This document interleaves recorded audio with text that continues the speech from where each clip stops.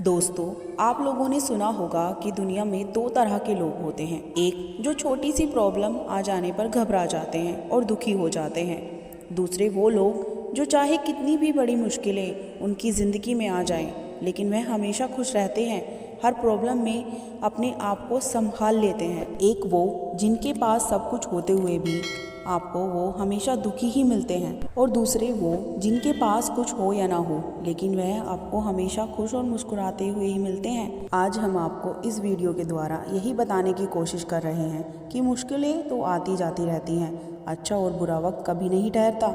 आज हम इसी के बारे में आपसे बात करेंगे कि आपके जीवन में हज़ारों मुश्किलें या बड़ी परेशानी क्यों ना आ जाए, लेकिन यह कहानी आपको हर मुश्किल में रहना और मुस्कुराना सिखा देगी। तो कहानी के अंत तक बने रहिए। चलिए कहानी स्टार्ट करते हैं। एक बार की बात है, एक फ़कीर एक शहर की यात्रा पर निकला।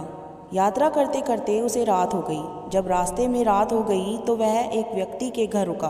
उस व्यक्ति का नाम आनंद था। आनंद ने उस फ़कीर की खूब सेवा की और दूसरे दिन आनंद ने फ़कीर को उपहार देकर विदा किया। वह फ़कीर आनंद की सेवा से बहुत ही प्रसन्न हुआ और दुआ देने लगा कि हे भगवान, आनंद को हमेशा खुश रखना और वह हमेशा प्रतिदिन आगे बढ़ता रहे। इस बात पर आनंद हंसने लगा और फ़कीर से आनंद बोला, हे फ़कीर जो है वह भी अब नहीं रहेगा। इस बात पर फ़कीर आनंद की तरफ देखता ही रहा और वहाँ से आगे चला गया। कुछ साल बाद फिर फ़कीर आनंद के घर आया और देखा सारा धन और सारी संपत्ति सब कुछ चला गया है।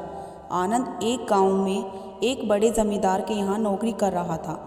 वह फ़कीर आनंद से मिलने के लिए वहाँ चला गया। आनंद ने उस अभाव से ही उस फ़कीर का स्वागत किया और झोंपड़ी में ही फटी चटाई पर ही बैठा दिया। उसके पास खाने के लिए जो रूखी सूखी रोटी थी वह खाने के लिए फ़कीर को दे दी।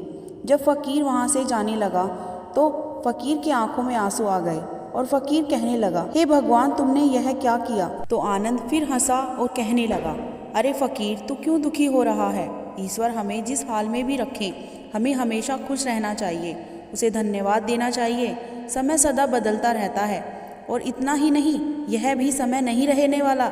इस पर फ़कीर सोचने लगा कि मैं तो केवल नाम का ही फ़कीर हूँ, लेकिन सच्चा फ़कीर तो ये आनंद है। यह कहकर फ़कीर आगे निकल पड़ा। कुछ साल बाद फ़कीर फिर से यात्रा पर निकला और आनंद से मिला और देखा तो आनंद को देखता ही रह गया, क्योंकि सब कुछ बदल चुका था।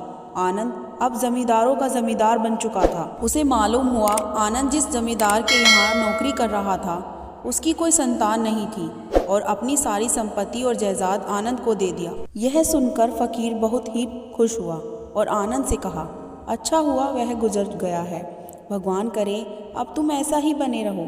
यह सुनकर आनंद फिर से हंसने लगा और कहने लगा, फ़कीर, अभी भी तेरी नादानगी बनी हुई है। फ़कीर ने फिर आनंद से पूछा, क्या यह भी नहीं रहने वाला? तो आनंद ने उत्तर दिया, हाँ, या तो यह चला जाएगा या फिर इसको अपना मानने वाला चला जाएगा।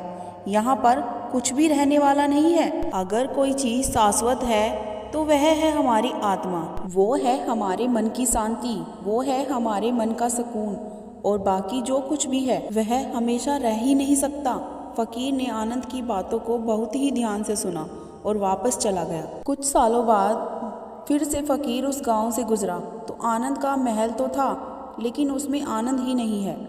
उसमें कबूतर गुटरगू कर रहे हैं। आनंद अब इस दुनिया में नहीं रहा, उसकी मृत्यु हो चुकी थी। वह फ़कीर मन ही मन सोचने लगा कि हे भगवान, हर एक इंसान ज़िंदगी भर कितना दौड़ता रहता है, वह रोता रहता है, दुखी होता रहता है। जिन चीज़ों के लिए इंसान तड़पता रहता है, दुखी होता रहता है, वास्तव में वह चीज़ जो हमेशा रहने वाली ही नहीं है। वे सारी चीज़ें बदलती रहती हैं, फिर भी इंसान हमेशा उन्हीं चीज़ों के लिए भागता रहता है।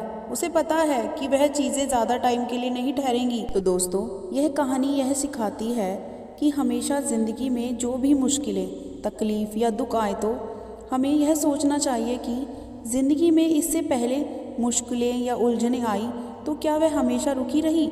जैसे सारी मुश्किलें आकर चली गई, वैसे ही यह भी मुश्किलें चली जाएंगी, यह भी हमेशा नहीं रहने वाली। तो आप हमेशा याद रखिए कि ज़िंदगी में कितना भी बड़ा दुख क्यों ना हो, वह हमेशा रहने वाला नहीं है। ये दुख भी चला जाएगा। एक पुरानी कहावत है, एक बार अकबर ने बीरबल से कहा कि बीरबल, आज कुछ ऐसा लिखो कि जब मैं खुशी में पढ़ूं तो दुखी और दुख में पढ़ूं तो खुश हो जाऊं। तो बीरबल ने लिखा, यह वक्त भी बीत जाएगा।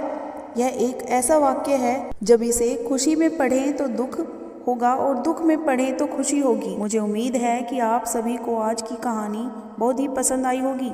यदि पसंद आई हो तो वीडियो को लाइक करके चैनल को सब्सक्राइब कर लें और आपकी इस कहानी को लेकर क्या विचार है कमेंट बॉक्स के माध्यम से हम तक पहुंचाएं।